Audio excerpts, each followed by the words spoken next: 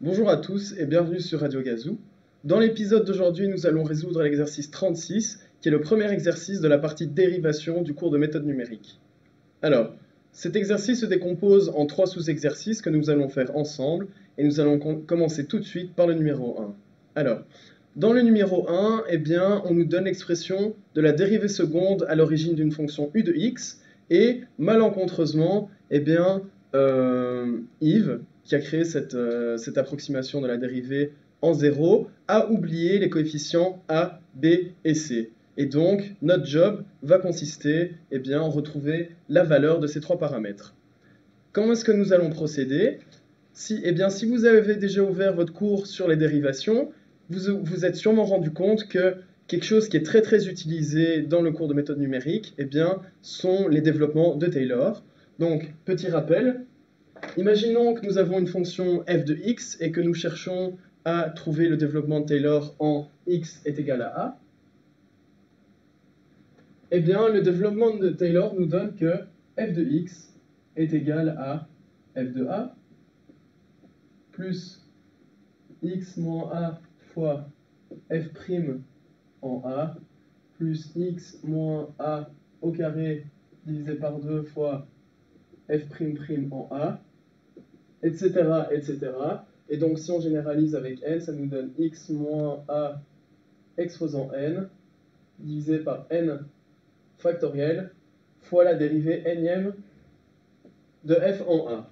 Donc, alors, u de moins h est égal à u de 0 plus moins h fois u' de 0 plus h carré divisé par 2 fois u' de 0 plus moins h cube divisé par la factorielle de 3, donc 2 fois 3, 6, fois la dérivée troisième de u en 0, plus h exposant 4, divisé par la factorielle de 4, qui nous donne 24, fois la dérivée quatrième, qu'on va noter un petit 4 entre parenthèses en 0, plus des termes d'ordre plus grand que nous n'allons pas calculer. On peut s'arrêter ici dans cet exercice à l'évaluation de nos termes d'ordre 4.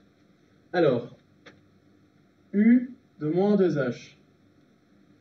On refait exactement la même chose. Donc ça nous donne u de 0 plus moins 2h fois u' de 0 plus 4h carré divisé par 2 fois u' de 0 plus moins 2, 4, 8 h cube divisé par 6 fois la dérivée troisième en 0 plus 2, 4, 8, 16 h exposant 4 divisé par 24 fois la dérivée quatrième en 0 plus des termes d'ordre plus grand que nous n'allons pas calculer. Et finalement, u de moins 3h, c'est encore une fois exactement la même chose. Donc u de 0 plus moins 3h fois u' de 0 plus 3, 6, 9 h carré. 3 carré ça nous donne 9, donc c'est divisé par 2 de nouveau. Plus, alors 3 au cube ça nous donne 3, 9, 27, donc moins 27 h cube divisé par 6 fois la dérivée troisième, plus 3 exposant 4 ça nous donne 81, h exposant 4 divisé par 24, dérivée quatrième en 0, plus des termes d'ordre plus grand. Alors, donc, maintenant que nous avons effectué maintenant que nous avons calculé les polynômes de Taylor de u de moins h, u de moins 2h, en moins 2h et u en moins 3h, nous allons évaluer les coefficients a, b et c pour ce qui nous est demandé dans l'exercice. Alors comment est-ce qu'on va faire? Dans l'évaluation de la dérivée seconde, on voit que u en moins h a été multiplié par le coefficient a. U en moins 2H a été multiplié par 4, et U en moins 3H a été multiplié par le coefficient B. Donc en fait, ce qu'on va faire, c'est multiplier chaque polynôme de Taylor par ses coefficients. Donc en moins H, on fait fois A, en 2H, on fait fois 4, et en moins 3H, on fait fois B. On n'oublie évidemment pas le 1 sur CH carré, mais donc, alors, ce qu'on va réécrire, c'est eh bien, la somme de ces trois polynômes de Taylor que nous avons calculés, afin d'obtenir une expression comme ici. Donc, on a 1 sur CH carré fois... On va classer ici dans notre parenthèse les termes de U de 0, puis U' de 0, etc., etc., afin de les mettre ensemble. Donc, nous avons quoi? Pour U0, nous avons U0 fois A, donc on a déjà le 2 ici, plus A, plus 4, plus B. Alors, pour U' de 0, qu'est-ce que nous avons? Donc, on a des moins partout, ce qui fait qu'on peut déjà mettre le moins en évidence. On a des H partout, donc moins H fois U' de 0 fois, alors, A moins, plus 2 fois 4, ça nous donne 8, plus 3 fois B. Alors, on passe à U' de 0. U' de 0, on a à chaque fois du H carré divisé par 2. On peut déjà mettre ça en évidence. H carré divisé par 2 fois U' de 0 fois, alors, A, plus 4 fois 4, 16, plus 9B. Maintenant, on passe à la dérivée troisième. On a à chaque fois du h³ divisé par 6 qu'on peut mettre en évidence. Donc, moins h³ divisé par 6. Le moins vient du fait qu'on a à chaque fois des moins également devant notre terme ici. Fois u, dérivée troisième en 0, multiplié par, alors, a, moins 8 fois 4, moins 32, moins 27 fois b, plus 27b. Et finalement, il nous reste encore un dernier terme qui est dérivé d'ordre 4. On a à chaque fois du h exposant 4 divisé par 24 qu'on peut mettre en évidence, fois la dérivée quatrième en 0, fois a plus 16 fois 4, 64, plus 81b.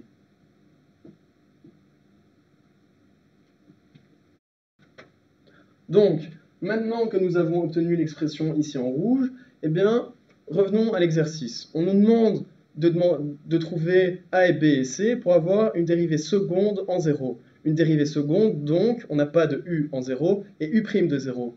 Il faut donc annuler U de 0 et U' de 0. Comment? Eh bien, en disant que le facteur ici, en vert, est égal à 0, et que le facteur de U' de 0 est également égal à 0.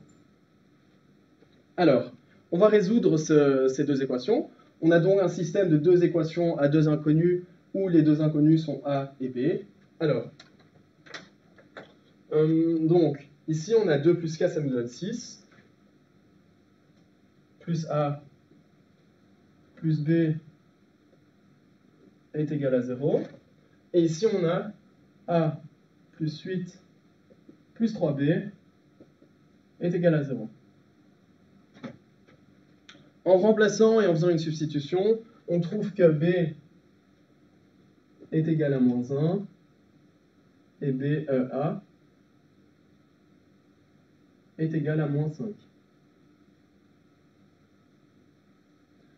Et donc, avoir les paramètres A et B ici qui sont égaux à moins 1 et moins 5 nous permet donc d'annuler u de 0 et u' de 0. On se retrouve alors avec une certaine expression pour u' de 0, et il faut bien que le facteur qui multiplie u' de 0 soit égal à 1. Donc,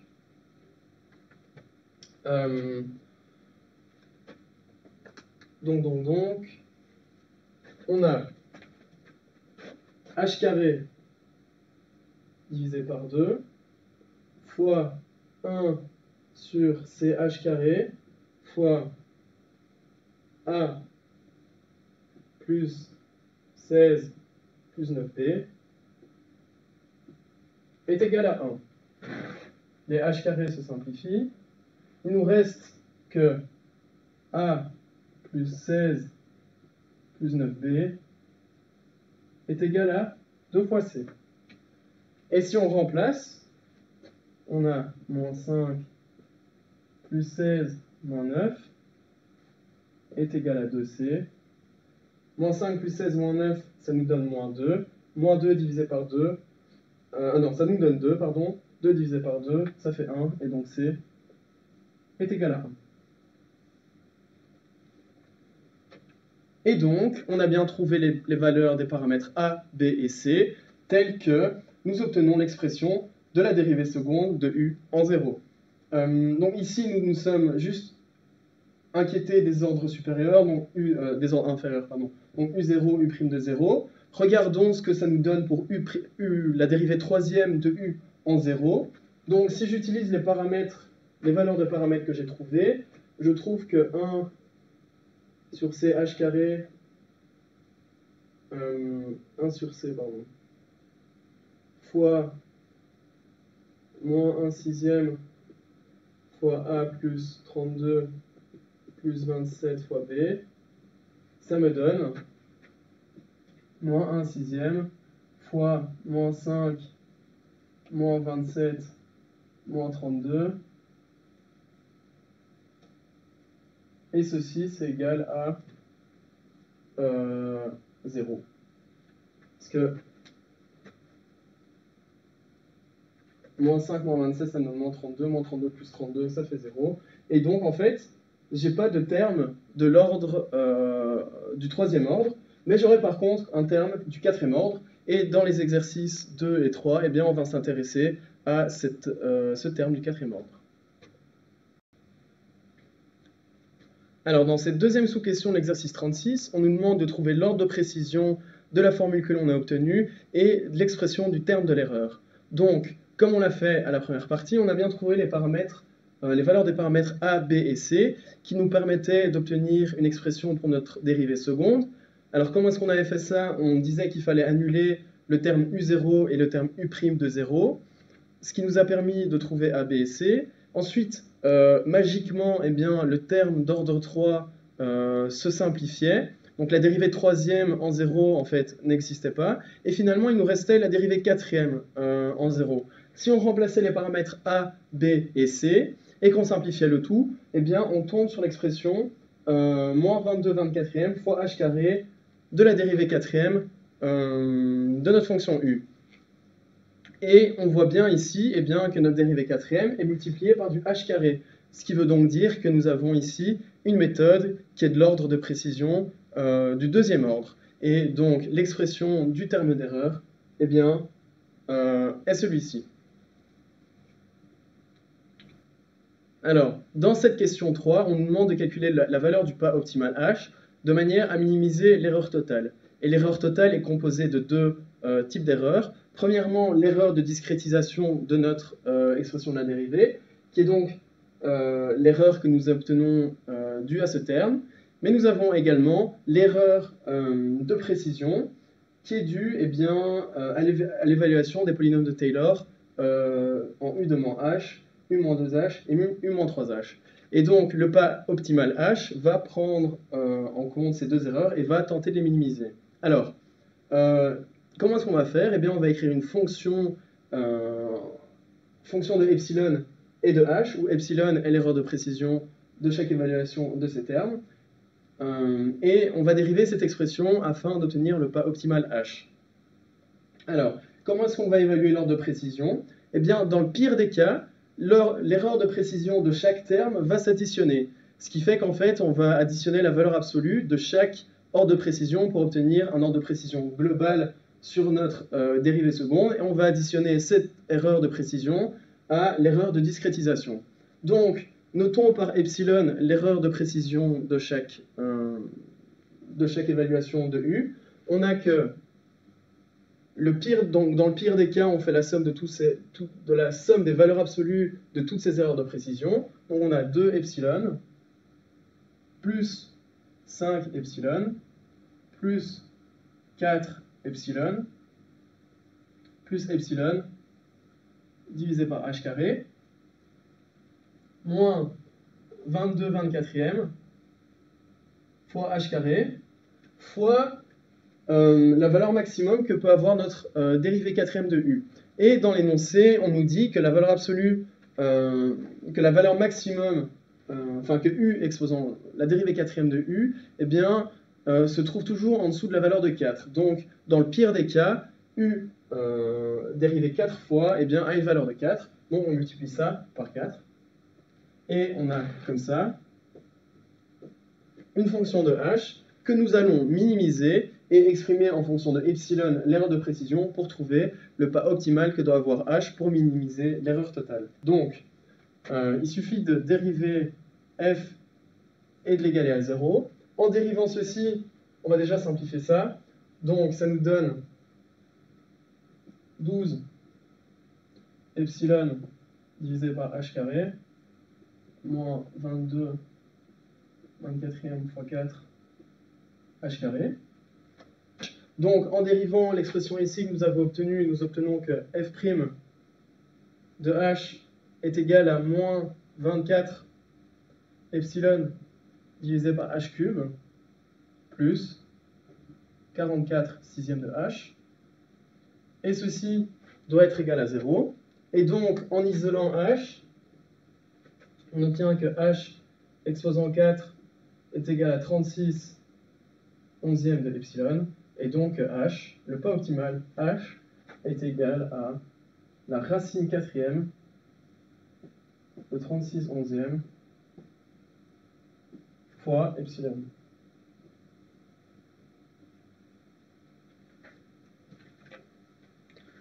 Ceci conclut donc l'exercice numéro 36 de la partie dérivation. J'espère que ça a été, et je vous donne rendez-vous dans les prochains épisodes sur Radio Gazou.